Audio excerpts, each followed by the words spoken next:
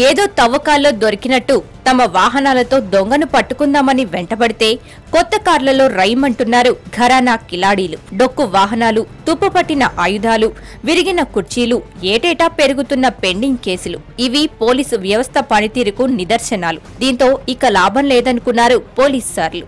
Fast గా వెళ్లే వాహనాలను రంగంలోకి దింపనున్నది పోలీస్ యంత్రాంగం. ఆంధ్రప్రదేశ్ డీజీపీ జేవీ రాముడు ఇప్పటికే ఓ 4 కంపెనీల వాహనాల పనితీరును పరిశీలించారు.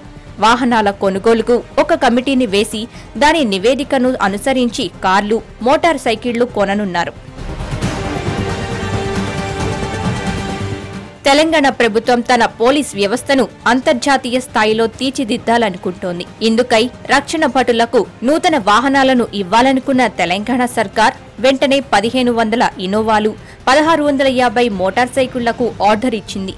ఇప్పటికే పోలీసుకు 50 వాహనాలు అందాయి కూడా. ఇదే పద్ధతిలో వెళ్లాలనుకుంటోంది ఏపీ ప్రభుత్వం. మోటారు సైకిళ్లు, కార్లతో కలిపి ఏపీలో 4000కు పైగా వాహనాలను కొననున్నారు. ఇందుకు సంబంధించిన నిధులను ప్రభుత్వం అందజేయనుంది. పోలీస్ వ్యవస్థను బలపరచడానికి ఈ వాహనాలను కొని సిబ్బందికి అందిస్తున్నారు. డీజీపీతో భేటీ అయిన వాహన కొనుగోలు కమిటీ ఇందుకు సంబంధించిన నివేదికను ఇప్పటికే డీజీపీకి అందజేసినట్టు సమాచారం. ఇందులో భాగంగా 3 నూతన వాహనాలను కమిషనర్ ప్రారంభించారు.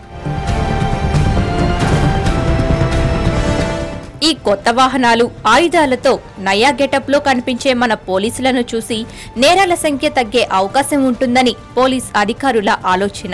డబ్బులు లేవని వాపోతున్న పోలీసులకు కొత్త వాహనాలను కొనివ్వడానికి మాత్రం ఇరు రాష్ట్ర సీఎంలు పోటీ పడుతున్నారు.